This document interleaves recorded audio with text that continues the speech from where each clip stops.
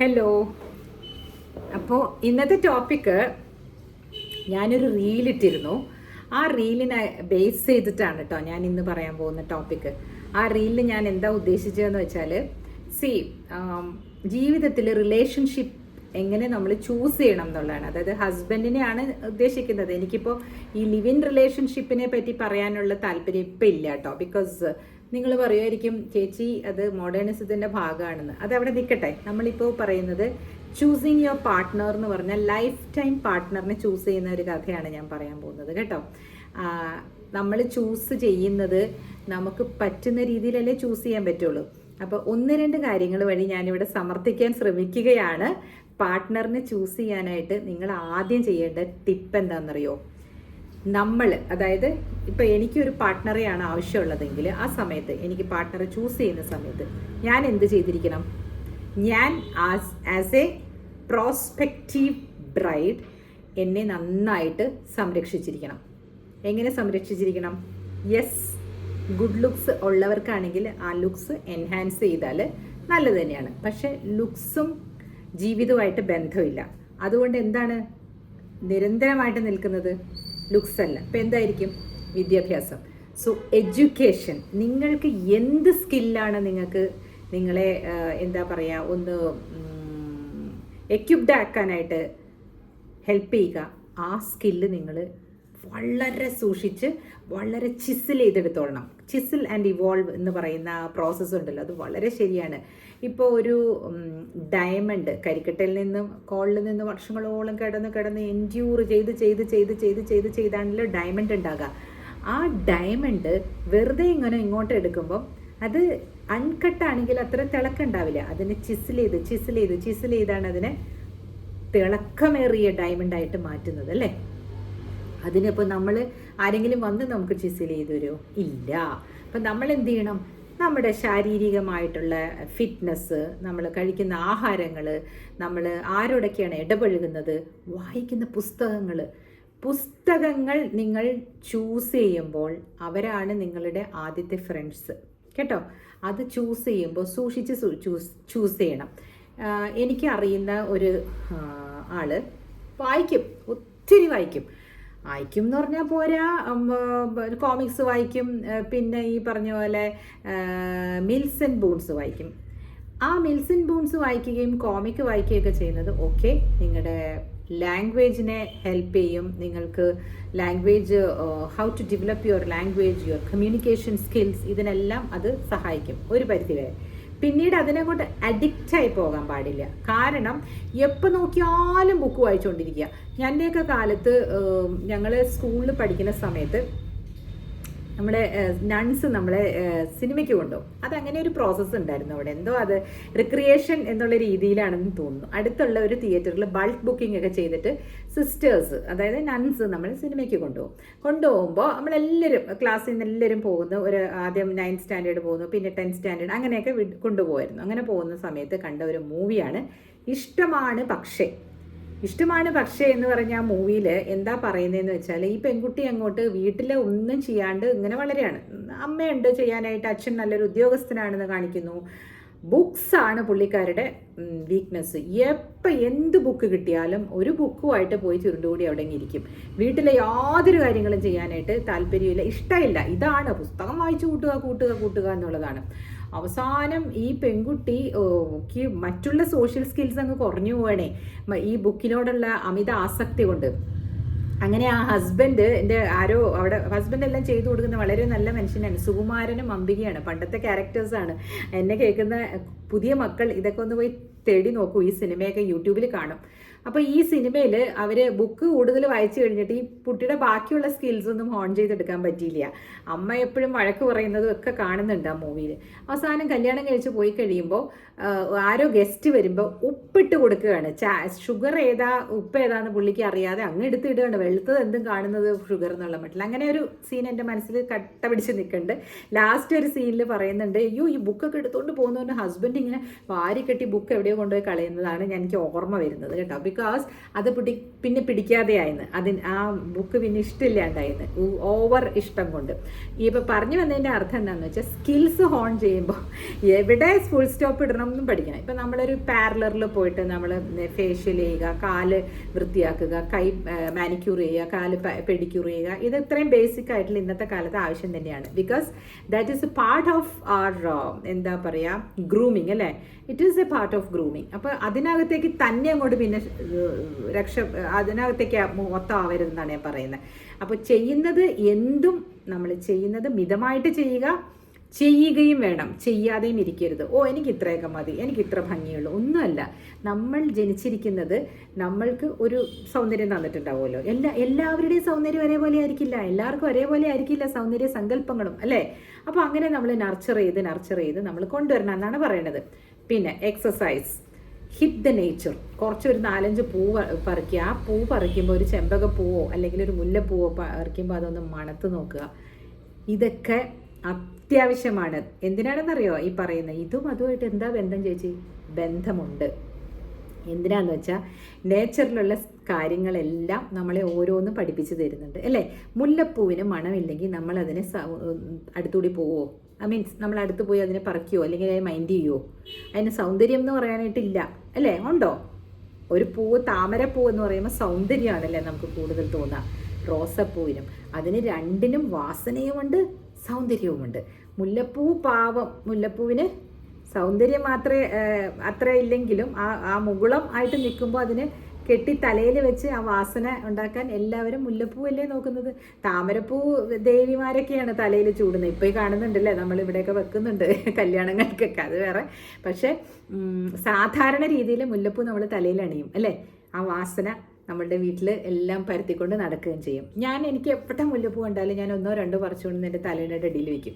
അപ്പോൾ എൻ്റെ അച്ഛൻ്റെ വീട്ടിൽ ഞാൻ നിൽക്കുന്ന സമയത്തും ഇല്ലേ, ഞാൻ അച്ഛൻ്റെ തലയുടെ അടി കൊണ്ടുവന്ന് വയ്ക്കും. അമ്മയോട് പെട്ടെന്ന് അച്ഛൻ ചോദിക്കും, ഇവിടെ എന്താ മുല്ലപ്പൂ വാസന? എൻ്റെ പണിയാണ്. അവർ കിടക്കുന്നതിൻ്റെ തലയുടെ അടിയിലൊക്കെ ഞാൻ വെക്കാറുണ്ട്. എൻ്റെ കിടക്കുന്നിടത്ത് ഞാൻ വെക്കും മുല്ലപ്പൂ കണ്ടാൽ കേട്ടോ. അതുകൊണ്ട് ഈ മുല്ലപ്പൂവിൻ്റെ ക്രീംസും മുല്ലപ്പൂവിൻ്റെ സ്പ്രേയും ഒക്കെ മേടിച്ച് യൂസ് ചെയ്തോളൂ. It will enhance your hormones. അതായത് ആ ഡോപ്പമൈൻ എന്ന് പറഞ്ഞ സാധനം ഉണ്ടല്ലോ, അതിങ്ങനെ നമുക്ക് ശരീരത്തിൽ ഓടും, യുവത്വം ഉണ്ടാകും, യുവത്വത്തേക്കാൾ ഉപരി ഉത്സാഹവും ഊർജ്ജസ്വലതയും ഉണ്ടാകും. ഇത് എല്ലാം നമ്മൾ കാത്ത് സൂക്ഷിക്കണം എന്നാണ് ഞാൻ പറഞ്ഞു വന്നത്. അതായത് ലെതർജിക് ആവരുത്. ഒരു രാവിലെ എഴുന്നേറ്റിട്ട് കുളിക്കാതെയും പിന്നെ പല്ല് തേക്കാതെ ഇരിക്കുന്ന ഒരു കുട്ടിയെ ആരാണ് ഇഷ്ടപ്പെടുക? സംസാരിക്കാനായിട്ട് എപ്പോഴും റൂം അടിച്ചിരിക്കുന്ന, അതൊന്നും പാടില്ല. നമുക്കിപ്പോൾ തന്നിട്ടുണ്ട്, ജീവിതം നമുക്ക് മുമ്പിൽ ഇങ്ങനെ വെച്ച് തന്നിട്ടുണ്ടല്ലോ, എന്തൊക്കെ ചെയ്യാം നമുക്ക്. നല്ല മുടിയൊക്കെ നല്ല ഷാംപൂ വാഷ് ചെയ്ത് ബ്ലോ ഡ്രൈ ചെയ്ത് ഇതിനൊക്കെ നമുക്ക് എക്യുപ്മെൻറ്റ്സും തന്നിട്ടുണ്ട്. നമുക്ക് സ്വന്തമായിട്ട് ഒരുങ്ങുന്ന കാര്യം മാത്രമല്ല കേട്ടോ ഞാൻ പറയുന്നത്. I told about grooming yourself, reading habit, general knowledge, ചുറ്റിന് നടക്കുന്നതിനെ പറ്റിയിട്ട് കുറച്ചെങ്കിലും ഒന്ന് അറിയുക. എല്ലാ കൺട്രീസിൻ്റെയും തലവന്മാരുടെ പേരും അതൊക്കെ കാണാതെ പഠിക്കണം എന്നല്ല. വാർ നടക്കുന്നത് എവിടെയാണെന്ന് മനസ്സിലാക്കുക, ഇസ്രായേലിൽ എന്താണ് സംഭവിക്കുന്നതെന്ന് മനസ്സിലാക്കുക, ഗാസയിൽ എന്താണ് സംഭവിക്കുന്നതെന്ന് മനസ്സിലാക്കുക. അതായത് കണ്ടംപററി ആയിട്ടുള്ള കുറച്ച് കാര്യങ്ങൾ മനസ്സിലാക്കി വെക്കുക. നമ്മൾ ഒരു വിഡ്ഢിയായിട്ട് മറ്റുള്ളവരുടെ മുമ്പിൽ കാണപ്പെടരുത്. ബിക്കോസ് അങ്ങനെ വിഡ്ഢികളെ ആർക്കും ഇഷ്ടാവില്ല. അവരെ ഒന്ന് കളിയാക്കാൻ വേണ്ടി യൂസ് ചെയ്യും എന്നല്ലാതെ ഫൂൾസിനെ ആരും ഫ്രണ്ട്സായിട്ട് കൂട്ടില്ല. അവരെ വന്നിട്ട് വെറുതെ ഒരു ക്ലൗൺ പോലെ തമാശയ്ക്ക് ചിരിക്കാൻ വേണ്ടിയിട്ട് ആയിരിക്കും നിങ്ങളുടെ കൂടെ കൂട്ടുക അല്ലേ, അല്ലെങ്കിൽ നിങ്ങളെ അവരുടെ കൂട്ടത്തിൽ കൂട്ടുക. നമ്മുടെ കൂട്ടത്തിലുള്ള ക്ലൗണാണിത് എന്ന് പറയുന്നത് കേട്ടിട്ടില്ലേ?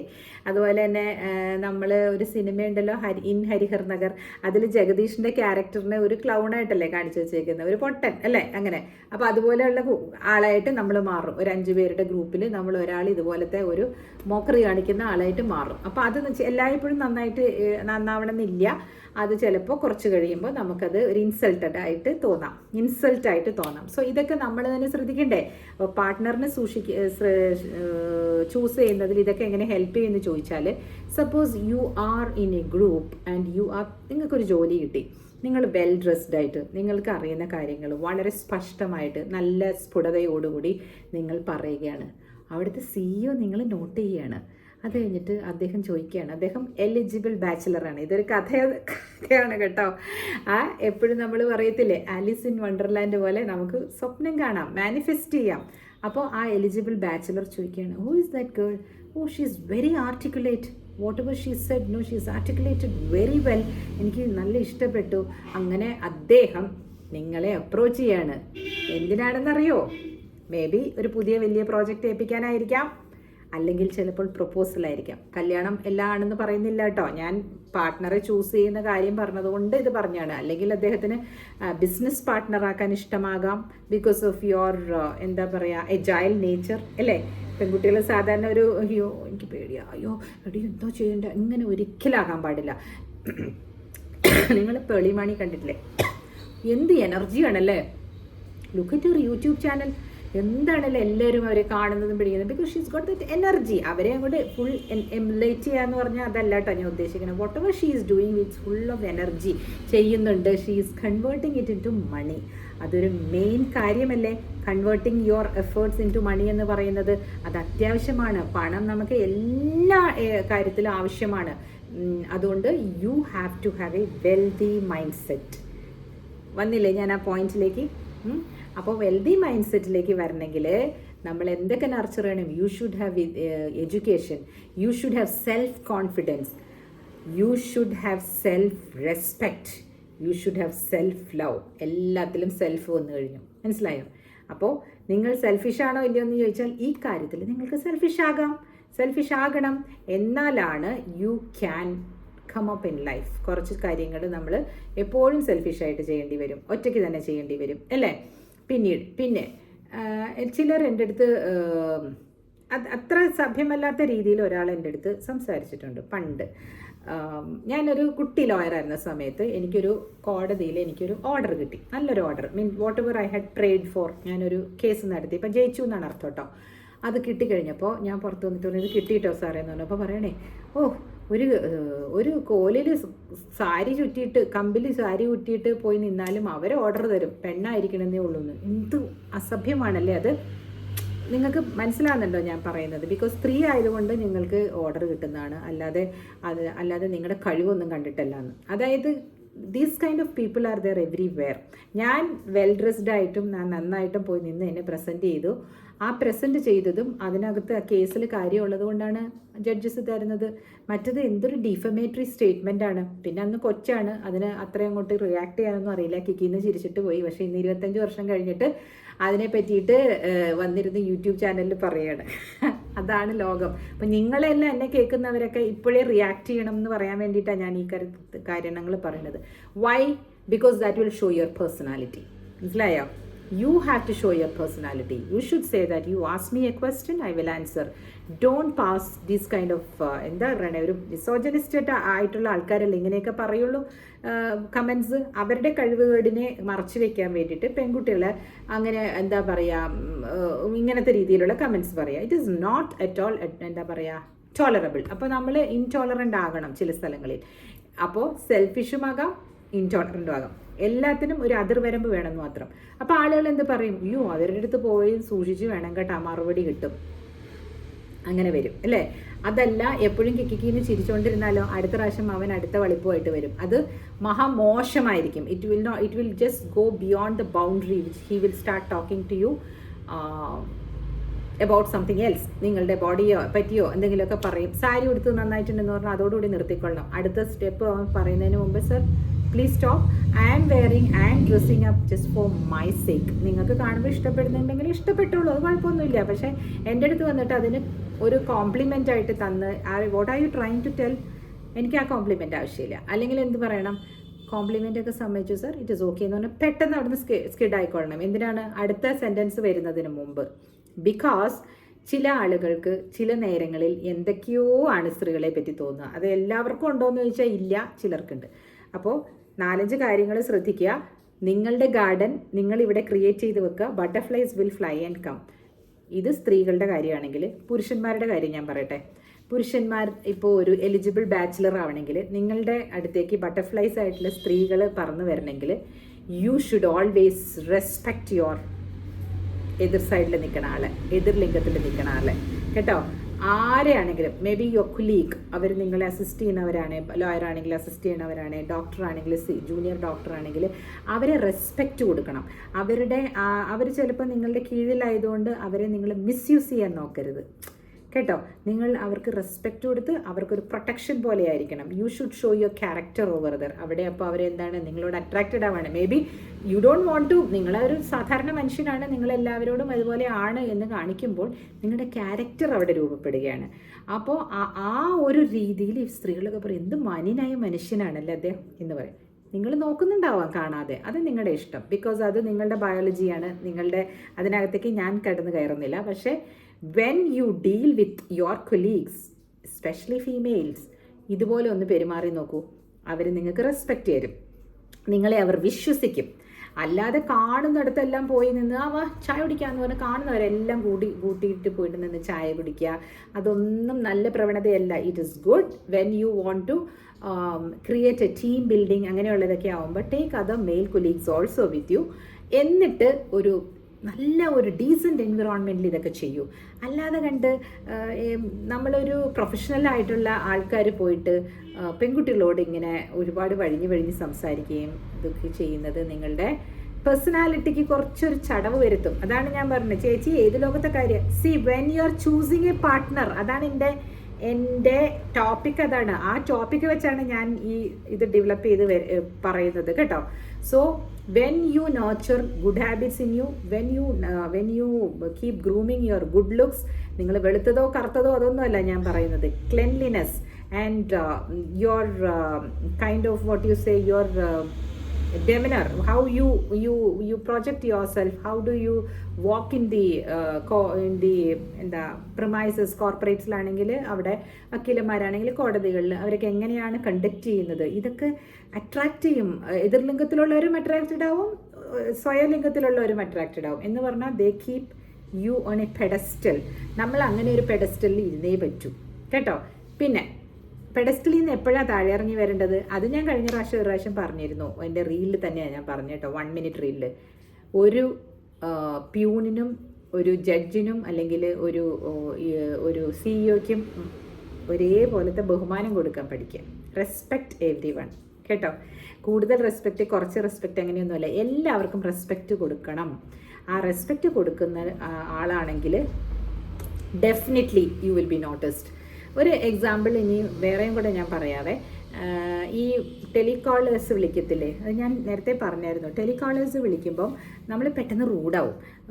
എന്താ ഇത് ഇങ്ങനെ, നിങ്ങൾ വെച്ചിട്ട് എന്തിനാണ് നിങ്ങളിപ്പോൾ വിളിച്ചത്, അങ്ങനെ നമ്മൾ റൂഡായിട്ട് സംസാരിക്കും. അപ്പം കേട്ടുകൊണ്ടിരിക്കുന്നവരുടെ മുമ്പിൽ വലിയ ആളാവാനാണ് പറയണമെങ്കിൽ ഇല്ല, നിങ്ങൾക്ക് 10 മാർക്കിൽ 9 മാർക്ക് അവൻ ഇട്ടിട്ടുണ്ടായിരുന്നെങ്കിൽ ഈ കോളിൽ ഇങ്ങനെ സംസാരിക്കുന്നത് കേൾക്കുമ്പോൾ നിങ്ങൾക്ക് 5 മാർക്കായി പോകും, 10ൽ 5 ആയി പോകും. അതുകൊണ്ട് പൊലൈറ്റായിട്ട് അവരോട് സംസാരിക്കുക, പറയുക നിങ്ങൾക്ക് ഈ പ്രോഡക്റ്റ് ആവശ്യമില്ല, അതുകൊണ്ടാണ് കേട്ടോ വയ്ക്കട്ടെ, I'm quite busy, can I keep the phone down എന്ന് പറഞ്ഞിട്ട് വെക്കണം. Thank you, have a nice day. ഇത് അങ്ങോട്ട് പറഞ്ഞു നോക്കിക്കേ, ഇപ്പുറത്തിരിക്കുന്ന കേൾക്കുന്ന ആൾ നിങ്ങൾക്കൊരു ഇട പോടും, നിങ്ങളുടെ വെയിറ്റ് കൂടും, ബാലൻസിൽ. തോന്നിയിട്ടില്ലേ? നിങ്ങൾ ഒരുപാട് പേര് ചെയ്യുന്നുണ്ടാകും, പക്ഷെ ഒരു വീഡിയോ ആയിട്ട് ചെയ്യുമ്പോൾ ഇതൊക്കെ പറയേണ്ട കാര്യങ്ങളാണല്ലോ എന്നോർത്താണ് ഞാൻ പറയുന്നത്. സോ ചൂസിങ് യുവർ പാർട്ട്ണർ, ആ പാർട്ട്ണറിനെ മനസ്സിലാക്കണം. അപ്പോൾ ഈ പാർട്ട്ണർ ജീവിതകാലം മുഴുവനും കൊണ്ടുനടക്കാൻ പറ്റിയ ആളാണോ എന്ന് നമുക്ക് മനസ്സിലാകും. എങ്ങനെ? ഈ മ്യൂച്വൽ റെസ്പെക്റ്റ് കാണുമ്പോൾ, മറ്റുള്ളവരെ റെസ്പെക്റ്റ് ചെയ്യുകയും അവരുടെ സ്പേസ് കൊടുക്കുകയും അനാവശ്യമായിട്ട് പൊട്ട ജോക്സ് പറയുകയൊക്കെ ചെയ്യാതിരിക്കുക. ഇറ്റ് ഈസ് എപ്പോഴും പറയും നല്ല ഹ്യൂമിലിറ്റി വേണം, നല്ല ഹ്യൂമറും വേണം എന്ന്. ആണുങ്ങൾക്കാണ് കേട്ടോ അത് പ്രത്യേകിച്ച് വരുന്നത്. Humour sense is good for both gender. പക്ഷേ അതിര് കടന്ന് വളിപ്പ് തമാശകൾ, ബോഡി ഷെയ്മിങ്, ഇതെല്ലാം അവോയ്ഡ് ചെയ്യുക. ഇതെല്ലാം ചെയ്യുന്നത് നിങ്ങളുടെ എന്താ പറയുക, ഈ മാർക്കറ്റ് ഉണ്ടല്ലോ ഇടിയും. അതുകൊണ്ട് പേഴ്സണാലിറ്റി കീപ്പ് ചെയ്യാൻ വേണ്ടിയിട്ട് you have to be very careful when you talk to females or males. ഞാൻ എപ്പോൾ സംസാരിക്കുമ്പോഴും ഓപ്പോസിറ്റ് ജെൻഡറിൻ്റെ പറയുന്നത് എന്തിനാന്ന് വെച്ചാൽ അവിടെയാണ് നിങ്ങൾക്ക് കുറച്ചുകൂടെ റെസ്പെക്ട്ഫുൾ ആകേണ്ട കാര്യമുള്ളത് അല്ലേ. When you are interacting with the same gender, you know how to behave. അവർ ഷീറ്റ് എടുക്കത്തില്ല എന്ന് മനസ്സിലാകുന്നത് കൊണ്ട് you will be very careful അല്ലേ. ഡോണ്ട് എന്താ പറയുക, downgrade any one in front of any one. അത് എത്ര നമ്മൾ അവർ തെറ്റുകാരാണെങ്കിലും അവർ ക്വാളിറ്റി ഇല്ലാത്തവരാണെങ്കിലും നമുക്ക് ക്വാളിറ്റി കാണിക്കാൻ വേണ്ടി, അല്ലെങ്കിൽ ഞങ്ങൾ അവരെക്കാൾ മുമ്പനാണെന്ന് കാണിക്കാൻ വേണ്ടി, don't try doing that. Just do it 1-on-1 കാരണം ഒരു സ്ത്രീയെ ഇംപ്രസ് ചെയ്യാൻ വേണ്ടിയിട്ട് ഒരു പുരുഷനെ തൻ്റെ താഴെ ജോലി ചെയ്യുന്ന ഒരാളെ മറ്റേ സ്ത്രീയുടെ മുമ്പിൽ വെച്ച് ഒരിക്കലും താഴ്ത്തി കെട്ടരുത്. അങ്ങനെ ചെയ്യുന്നവൻ ഒരിക്കലും ഒരു പേഴ്സണാലിറ്റി ഉള്ള ആളല്ല. അങ്ങനെയുള്ള പേഴ്സണാലിറ്റീസിനെ ആരും ഇഷ്ടപ്പെടുകയും ചെയ്യുകയില്ല കേട്ടോ. ഇത്ര ചെറിയ ചെറിയ കാര്യങ്ങളാണ്, ഇതെല്ലാം ഞങ്ങൾക്ക് അറിയാം എന്ന് പറയും. പക്ഷേ ഒരു വീഡിയോ ചെയ്യുമ്പോൾ അല്ലെങ്കിൽ ഒരു ടോപ്പിക്ക് കിട്ടുമ്പോൾ I thought I have to just cover it. So the take away is, if you are going to choose a partner, think and then take a decision. You can take a decision only after valuing his thoughts as well as if your thoughts are matched കേട്ടോ. അയാളുടെ വാല്യൂസും valuing his thoughts അല്ല, his വാല്യൂസും your വാല്യൂസും match ആവുന്നുണ്ടോയെന്ന്. നിങ്ങൾക്ക് പാവപ്പെട്ടവരെ ചീത്ത പറയുന്നതോ അതൊന്നും ഇഷ്ടമല്ല. നിങ്ങളൊരു എംപത്തറ്റിക് പേഴ്സൺ ആണെന്നിരിക്കട്ടെ സ്ത്രീകൾ, അതേമാതിരി എംപതിയുള്ള ആണുങ്ങളെ കാണുമ്പോൾ നിങ്ങൾക്ക് എന്തൊരു ഇഷ്ടമായിരിക്കും അല്ലേ. അതാണ് ഞാൻ പറഞ്ഞു വന്നേട്ടോ. പറഞ്ഞു വന്നപ്പോൾ അർത്ഥം മാറിയിട്ടുണ്ടെങ്കിൽ ക്ഷമിക്കുക. But the take away is choose A high standard person. ആണായാലും പെണ്ണായാലും ഹൈ സ്റ്റാൻഡേർഡ്സ് എന്തൊക്കെയാണെന്ന് ഞാൻ പറഞ്ഞു. റോൾസ് റോയ്സും BMW ഓടിക്കുന്നതിലല്ല ഹൈ സ്റ്റാൻഡേർഡ് എന്ന് പറഞ്ഞത്. നേരത്തെ പറഞ്ഞ ആ ക്വാളിറ്റീസ് എല്ലാം 1, 2, 3 ഒന്നുകൂടി കേട്ട് നോക്കുക. ദെൻ ചൂസ് യുവർ പാർട്ട്ണർ കേട്ടോ. ആ ക്വാളിറ്റി ഉള്ള പാർട്ട്ണർ എപ്പോഴും നിങ്ങളെ തേടി വരികയും ചെയ്യും, നിങ്ങൾക്ക് ക്വാളിറ്റി ഉള്ളത് കൊണ്ട്. ബിക്കോസ് യു ആർ എക്സിബിറ്റിംഗ് അല്ലേ, you are exhibiting this high value അല്ലേ. അപ്പോൾ ഹൈ വാല്യൂഡ് ആയിട്ടുള്ള ആൾക്കാർ, ഹൈ ക്യാരക്ടറുള്ള ആൾക്കാർ, they will come and choose you കേട്ടോ.